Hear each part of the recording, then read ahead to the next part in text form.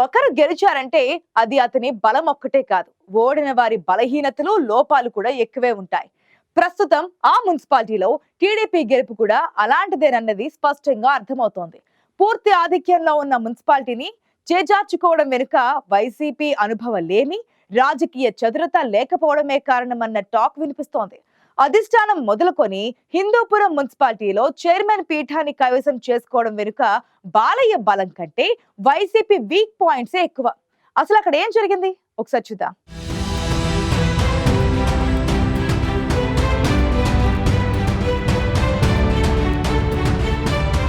ఓటమిని ఓడించాలంటే గెలిచే వరకు పోరాడాలి. వేటాడే పులికి జింక ఆ రోజుకు ఆహారం మాత్రమే, అదే జింకకు బతుకు పోరాటం. పులికి జింక దొరక్కపోతే పోయేదేమీ లేదు, కానీ జింక పరిగెత్తకపోతే ప్రాణమే పోతుంది. ప్రస్తుతం హిందూపురంలో పరిస్థితులను చూస్తే ఈ కథే గుర్తొస్తోందట. ఇక్కడ మున్సిపల్ పీఠాన్ని కైవసం చేసుకోవడంలో పులిలా పంజా విసిరారు బాలయ్య. జింకలా పరిగెత్తలేక పులినోటికి చిక్కింది ఫ్యాన్ పార్టీ. తాజాగా హిందూపురం మున్సిపల్ పీఠాన్ని టీడీపీ కైవసం చేసుకుందంటే అది ఎమ్మెల్యే బాలకృష్ణ క్రెడిట్గా చెబుతున్నారు. కానీ ఇది నాణానికి ఒకవైపు మాత్రమే. ఇక్కడ బాలకృష్ణ అంత సీరియస్గా ఫోకస్ పెట్టకుండానే మున్సిపల్ పీఠాన్ని దక్కించుకున్నారని చెప్పాలి. అదే సమయంలో ఇక్కడ తన స్థానాన్ని నిలబెట్టుకోవడంలో వైసీపీ ఎలా చతికిలపడిందో చెప్పుకోవాలి. మూడో వంతు సీట్లు కూడా లేని టీడీపీ మున్సిపల్ పీఠాన్ని ఎలా కైవసం చేసుకుందంటే దాని వెనుక వైసీపీ స్వీయ తప్పిదాలు ఎన్నో ఉన్నాయి.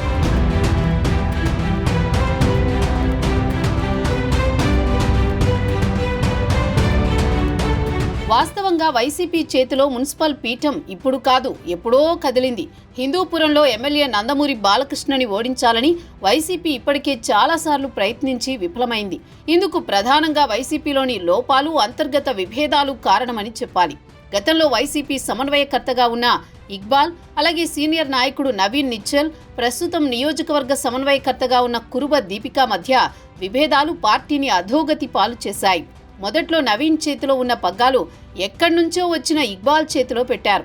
ఇది వైసీపీ అధిష్టానం చేసిన మొదటి తప్పు. అక్కడి నుంచి 5 ఏళ్ల పాటు అంతర్గత కలహాలు ఎన్నికల నాటికి కొనసాగుతూనే ఉన్నాయి. అప్పటికీ కూడా అధిష్టానం దీన్ని సరిచేయాల్సింది పోయి మరో ప్రయోగం చేస్తుంది. పార్టీలో ద్వితీయ శ్రేణి నాయకుడిగా ఉన్న వేణుగోపాల్ రెడ్డి సతీమణి కురుబ దీపిక చేతిలో పార్టీ పగ్గాలు పెట్టారు. దీంతో ఇక్బాల్ అలిగి పార్టీ నుంచి వెళ్లిపోయారు. కూటమి వేవ్, పైగా ప్రత్యర్థి బాలకృష్ణ. అందుకే ఈసారి హిందూపురంలో మరింత దారుణ పరాభవాన్ని చవిచూస్తుంది వైసీపీ.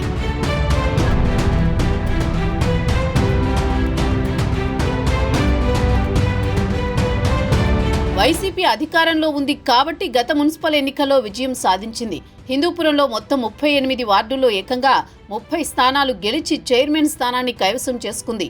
అప్పట్లో ఇక్బాల్కు అనుకూలంగా ఉన్న వర్గానికి చెందిన ఇంద్రజను చైర్పర్సన్ని చేశారు. కొన్ని రోజుల పాటు ఇది సజావుగానే సాగింది. కానీ ఎప్పుడైతే ఇక్బాల్ని కాదని కురుబ దీపికకు బాధ్యతలిచ్చారో అప్పటి నుంచి మున్సిపాలిటీలో కూడా వర్గాలు తయారయ్యాయి. ఇంద్రజ ఇక్బాల్ వర్గంలో ఉంటే మరికొందరు కౌన్సిలర్లు దీపిక వర్గంగా చీలిపోయారు. ఇక్కడ తెలుగుదేశం పార్టీ పాత్ర ఏమీ లేకపోయినా వారిలో వారే గొడవలు పడే పరిస్థితి వచ్చింది. దీంతో టీడీపీ చేతికి మట్టి అంటకుండానే పని జరిగిపోయింది.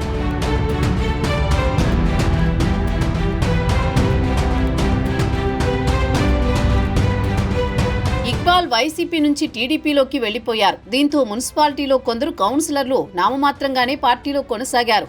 తెర వెనుక అంతా తెలుగుదేశం పార్టీకి సహకరించారు. ఒకరిద్దరు కౌన్సిలర్లు ఎన్నికలకు ముందే తెలుగుదేశం పార్టీలో చేరారు. ఇక ఎన్నికలు ముగిసిన కొద్ది రోజులకే చైర్పర్సన్ ఇంద్రజ తన పదవికి రాజీనామా చేసి 8 మంది కౌన్సిలర్లతో బాలకృష్ణ సమక్షంలో పసుపు కండువా కప్పుకున్నారు. దీంతో తెలుగుదేశం పార్టీకి చైర్మన్ పీఠాన్ని కైవసం చేసుకునే బలం దాదాపుగా వచ్చింది. కానీ అప్పటికున్న నిబంధనల ప్రకారం మున్సిపల్ చైర్మన్ ని మార్చే అవకాశం లేదు. రాష్ట్రంలో చాలా మున్సిపాలిటీలో ఇదే పరిస్థితి ఏర్పడింది. ఎట్టకేలకు టీడీపీ నాయకులు ఎదురు చూసిన నోటిఫికేషన్ రానే వచ్చింది. దీంతో తెలుగుదేశం పార్టీ మరిన్ని వ్యూహాలు రచించి వైసీపీలో ఉన్న మరికొందరిని తమ వైపు తిప్పుకునే ప్రయత్నాలు మొదలుపెట్టింది.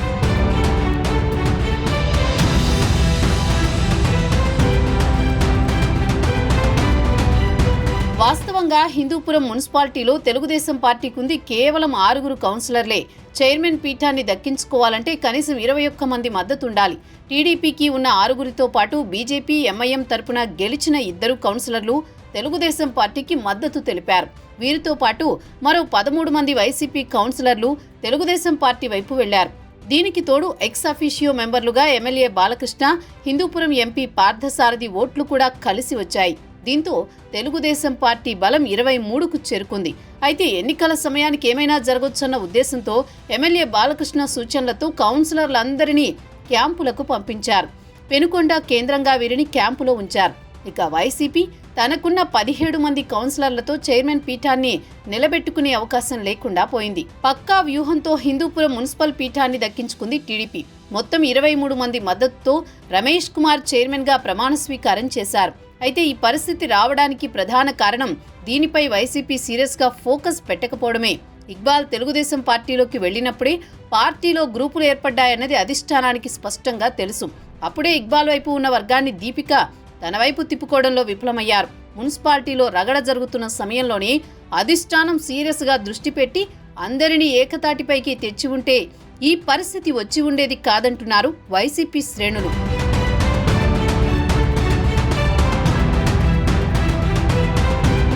కనీసం అసెంబ్లీ ఎన్నికలు ముగిసిన తర్వాత కూడా వైసీపీ జాగ్రత్త పడలేదు. అందుకే చైర్పర్సన్ ఇంద్రజ తన పదవికి రాజీనామా చేసి తెలుగుదేశం పార్టీలో చేరారు. అప్పటికీ వైసీపీ వైపే బలముంది. కానీ అప్పుడు కూడా అధిష్టానం సీరియస్ గా ఫోకస్ చేయలేదు. దీపికకి ఇలాంటి పరిస్థితులను ఎదుర్కొనే అనుభవం లేదు. మరోవైపు జిల్లా అధ్యక్షురాలుగా ఉన్న ఉషాశ్రీ చరణ్ వీరందరినీ సమన్వయం చేసుకోవడంలో విఫలమయ్యారన్న విమర్శలున్నాయి.